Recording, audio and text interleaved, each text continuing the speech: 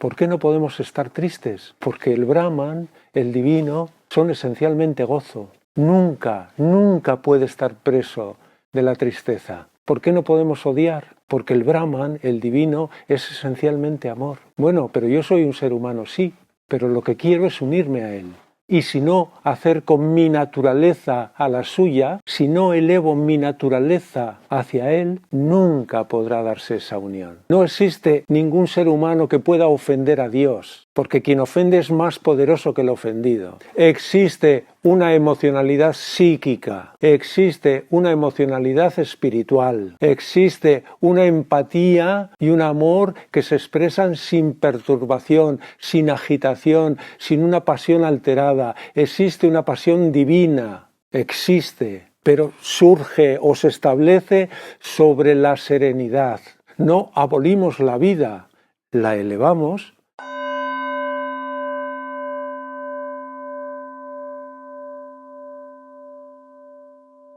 Buenos días. Antes de seguir el hilo de la exposición de ayer sobre el tema que nos ocupa en este retiro, hablábamos de la involución y teníamos que tratar el tema de la evolución. Pero hubo un tema que es muy recurrente y a veces representa una gran dificultad para el yoga, que es el tema de la emocionalidad. ¿Cómo gestiono yo mis emociones? El primer problema es que identificamos la vitalidad, la fuerza de vida, el sentido de la vida con nuestra capacidad de reaccionar emocionalmente ante los acontecimientos. De tal manera que si no nos enfadamos ante una injusticia, nos parece que no tenemos vida, no tenemos alma, no tiene alma. Si no nos ponemos tristes ante una pérdida, nos parece que nuestro tono vital no es suficiente. Es decir, vivimos con unos hábitos de respuesta emocional ante los acontecimientos exteriores ya fijos en nosotros y siempre son los mismos. Y esto lo identificamos con la vida, con la propia vida, de tal manera que nuestra fuerza vital, nuestro tono vital descendería o desciende mucho cuando no somos capaces de expresar esa emocionalidad ante los distintos acontecimientos que suceden, ante los toques o los golpes de la vida. Y esto, en cierto sentido, es válido porque sería mucho peor la insensibilidad. Es decir, si en vez de reaccionar con un nivel emocional ante las cosas que suceden, lo que expresamos es pasotismo y desinterés, evidentemente hemos bajado un peldaño en nuestro nivel de humanidad. Es preferible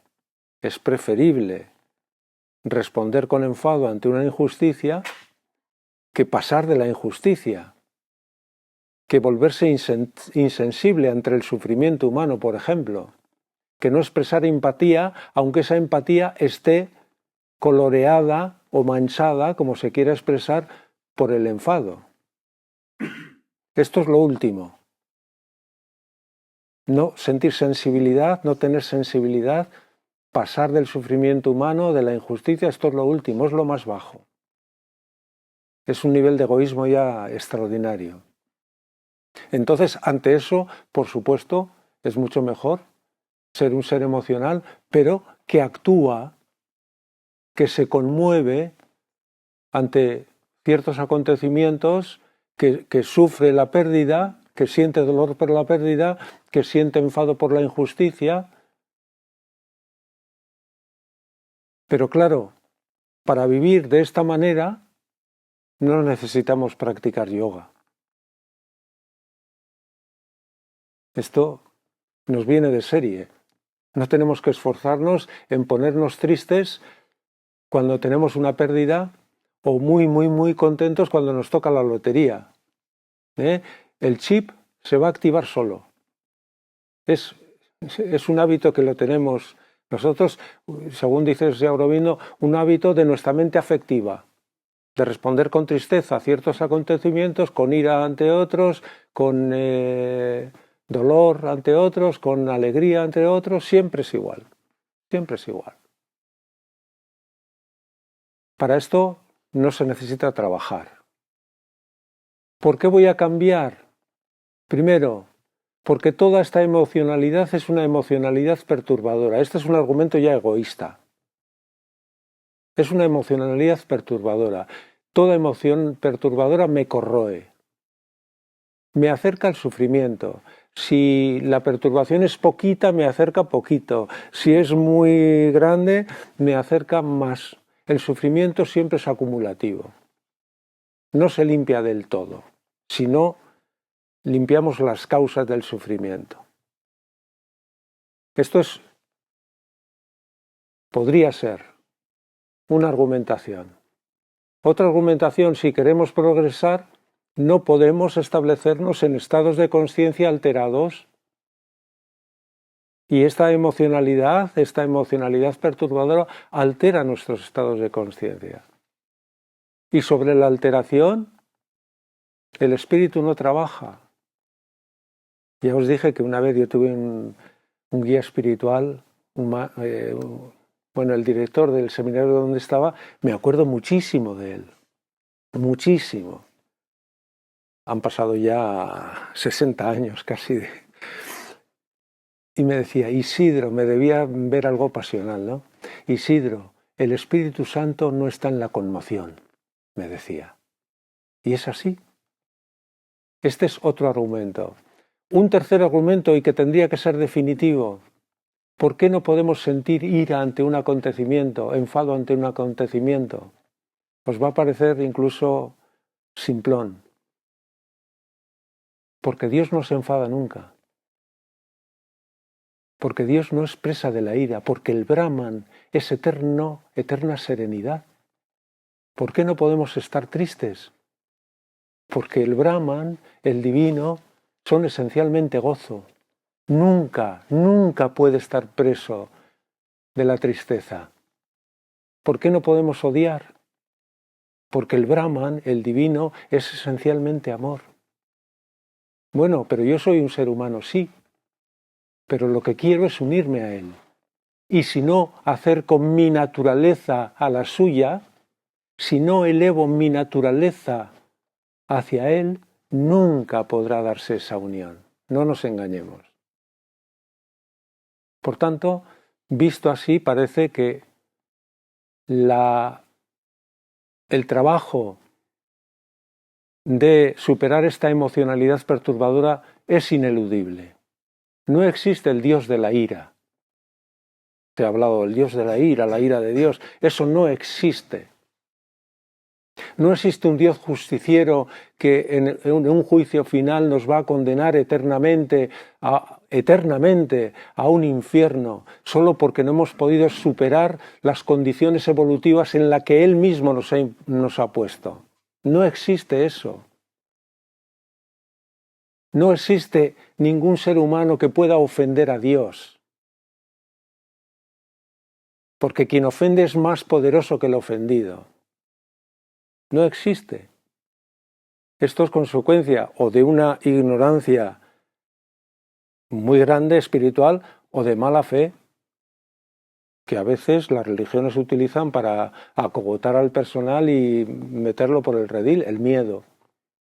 Pero no existe ese Dios. No es así. Y por tanto, si queremos que nuestra naturaleza se una a su naturaleza, tenemos que acercar nuestra naturaleza a la naturaleza divina.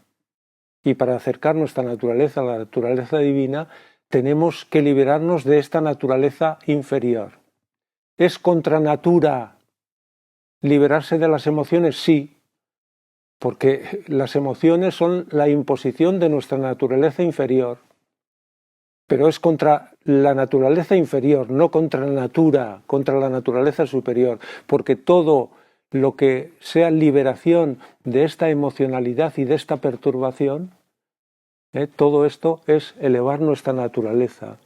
Y si el yoga, insisto, es unión, y si la meta de todo camino espiritual es la unión del ser humano con la trascendencia, sea concebida esta como sea concebida, tendremos que aproximar y elevar nuestra naturaleza para que esta unión se pueda dar.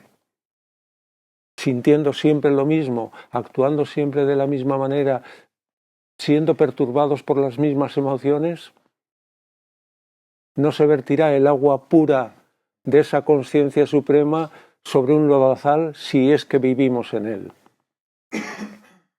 Esto tampoco hay que explicarlo, esto es así. Pero entonces, ¿cómo hay que actuar? Segunda parte. No pretendo abrir debate ahora porque tenemos que exponer. Segunda parte. Existe una emocionalidad psíquica, existe una emocionalidad espiritual, existe una empatía y un amor que se expresan sin perturbación, sin agitación, sin una pasión alterada. Existe una pasión divina. Existe, pero surge o se establece sobre la serenidad. Y uno puede llorar al ver una actitud noble, puede llorar al contemplar una flor, por supuesto. Y puede llorar si ve la expresión divina en un pajarillo y en el trino de un pájaro. Es lícito, no solo es lícito, es la expresión de su ser psíquico, la influencia de su ser psíquico y la influencia desde arriba. Existe esa sensibilidad, existe esa emocionalidad. Por tanto, evitar la perturbación de la emocionalidad nos acerca a una emocionalidad serena psíquica. Y no hace falta incluso ser un ser espiritual o yógico para haber sentido ese tipo de emocionalidad. En algún momento hemos podido experimentarlos todo. Cuando uno tiene un sentimiento profundo, sereno, ante la actitud solidaria de una persona, ante la contemplación de la naturaleza, depende ya de sensibilidades. ¿Esto es malo? No. Esto no nos perturba, esto nos amplía el corazón e incluso nos aporta gozo. Pues claro que existe. Es decir, no abolimos la vida, la elevamos, porque si abolimos la vida sin poder acceder a lo que está por encima de eso, pues muy mal, vamos muy mal. Efectivamente, rompemos, destruimos la fuerza de la vida sin establecer una fuerza mayor y una posibilidad mayor. Un poquito la aclaración de ayer, porque es un tema muy sensible, que muy poca gente comprende. Incluso en los círculos espirituales se dice, ¿y cómo no vas a estar triste? Pues claro, tienes que estar triste. Es comprensible humanamente que alguien se ponga triste ante una pérdida. Es totalmente comprensible. ¿Es admisible? Como proceso, sí. ¿Es lo que recomendamos desde el punto de vista del conocimiento espiritual? No.